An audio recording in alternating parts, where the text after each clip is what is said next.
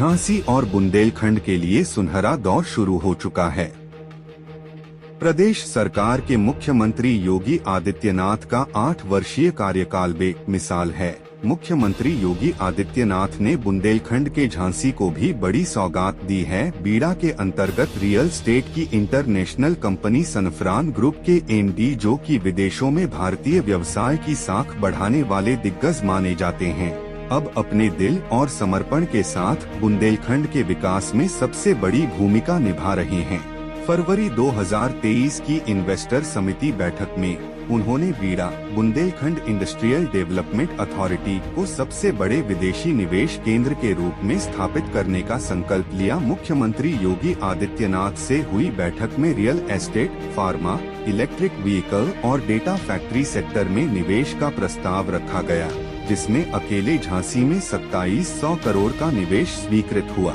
सनफ्रांस के मालिक ने स्पष्ट किया कि विदेशी निवेशक उत्तर प्रदेश सरकार की नीतियों से बेहद प्रभावित हैं और यूरोप, माल्टा, लंदन समेत कई देशों की कंपनियां बीड़ा को अपना इन्वेस्टमेंट डेस्टिनेशन बनाने के लिए तैयार हैं। सबसे बड़ा ऐलान 8000 घरों के निर्माण का हुआ, जिसमें 10% LIG और 10% EWS कोटे के तहत किफायती दरों पर घर उपलब्ध कराए जाएंगे।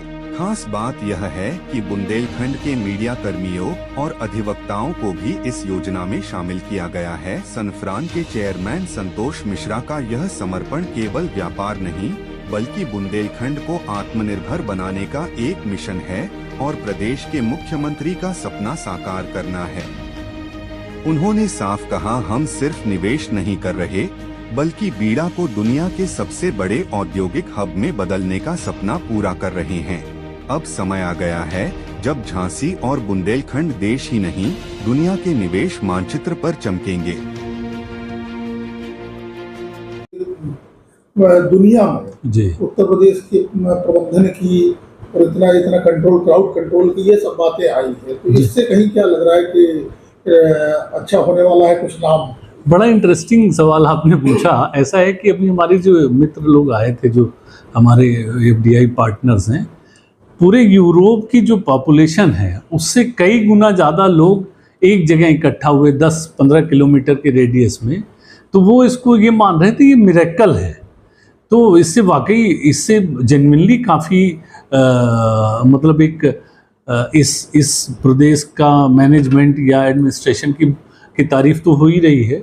अब उन सब चीज़ों को क्लब करके एज ए बिजनेसमैन हम चाहते हैं कि अपने इन्वेस्टमेंट मीट्स जितने ज़्यादा से ज़्यादा विदेशों में होंगे, हमें ज़्यादा पैसे आएंगे यहाँ पे। जी, एक क्वेश्चन हमारा है, नो डाउट आपकी जो सनफ्रान कंपनी है इंटरनेशनल कंपनी है और आपके देश और विदेश सब जगह आपके प्रोजेक्ट प्रेजेंट में पूरे भी हो गए, कुछ अधूरे हैं, चल रहे हैं जी। और अभी हाल में आपका 250 एकड़ का बीड़ा में जो प्रोजेक्ट आने वाला है उसमें जो आप जॉब की बात कर रहे हैं कि बुंदेलखंड के लोगों को हम जॉब देंगे जी, वो तो अच्छी बात है, लेकिन उसमें क्या गरीबों को भी आसाना देंगे आप?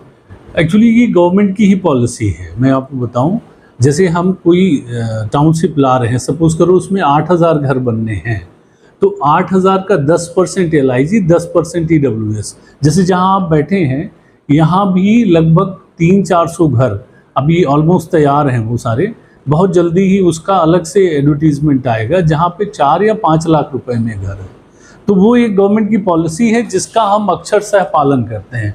आप ये कह सकते हैं जैसे कुछ डेवलपर्स उसमें उल्टा सीधा करते होंगे, लेकिन हम उसका अक्षरशः पालन करते हैं और उस कॉलोनी में भी उसका अक्षरशः पालन करेंगे। गरीबों के लिए आवास जरूर होगा। गरीब नहीं कहेंगे, हमारे जो भाई जो थोड़ा सा भाई, हम लोग भी कहीं ना कहीं ऐसे ही फैमिली से आके आज यहाँ तक पहुँचे हैं, तो हम गरीब नहीं कहेंगे, थोड़ा कमज़ोर हैं, किसी की फाइनेंशियल कंडीशन आज होती है, उनका, हाँ, गरीबी रेखा वाले लोगों के लिए भी उसमें LIG और EWS हाउसेज हम दे रहे हैं, और वो 4 या 5 लाख के और 6 लाख के उसमें गवर्नमेंट की गाइडलाइंस है, उसी के हिसाब से। तो ये कब शुरू होगा और कब तक इसका, मतलब आप क्या टाइमिंग क्या मानते हैं, कितना समय लगेगा? एक ये जो गरीबों वाला है जो इस प्रोजेक्ट में है, वो तो बहुत जल्दी, आपको 4 से 6 महीने में उसका एडवर्टीजमेंट आ जाएगा। उसमें थोड़ा टाइम लगेगा क्योंकि उसमें कुछ गवर्नमेंट की तरफ से भी लैंड एक्विजिशन होना है, वो हो रहा है, बड़ा तेज़ी से हो रहा है। थोड़ा उसका कंफर्मेशन हम गवर्नमेंट के अथॉरिटीज से लेके ही दे पाएंगे। आपके झांसी में जो 5 प्रोजेक्ट हैं उसमें भी कुछ पहले से भी चल रहा है, तो हमें लगता है कि एक समय था जब उत्तर प्रदेश में निवेश करने में या आगे आने में लोग बात पिछड़ा मानते थे, उत्तर प्रदेश को बीमारू प्रदेश कहते थे। अब स्थितियां किस प्रकार की हो गई है इंडस्ट्रियलिस्ट के लिए? मैं आपको अपना एक एक्सपीरियंस शेयर करना चाहूँगा। शायद पिछले साल सितंबर में या 23 सितंबर में हमने एक कॉन्फ्रेंस अटेंड करी थी इंडो यूरोपियन बिजनेस फोरम की, वहाँ पे लंदन में। उसमें जब हमने उत्तर प्रदेश की बात की कि मैं उत्तर प्रदेश से हूँ और हमने सरकार की योजनाएं थोड़ा सा with due consent of government हमने बताई, तो अब जो है यूपी का थोड़ा वो चेंज हुआ है। मतलब जो पिक्चर पहले जाया करती थी या जो भी रहा वॉट एवर द रीज़न, अब वो चेंज हुआ है। उसमें मैंने देखा कि वहाँ पे डेनमार्क के भी इन्वेस्टर्स थे, वहाँ पे आपके माल्टा के भी इन्वेस्टर्स थे, वहाँ पे आपके लंदन के भी इन्वेस्टर्स थे। सबने निवेश हेतु इच्छा जाहिर की थी।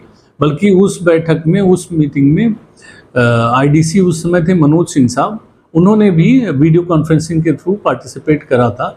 तो वहीं से निवेशक आ रहे हैं धीरे धीरे, उन्हीं मीटिंगों से हम लोग जो जाते हैं बताते हैं। अल्टीमेटली उद्देश्य ये है कि हमारे बुंदेलखंड में पैसा आए और हमारे प्रदेश में पैसा आए, हमारे युवाओं को रोजगार मिले, अच्छी शिक्षा मिले, अच्छा रोजगार मिले।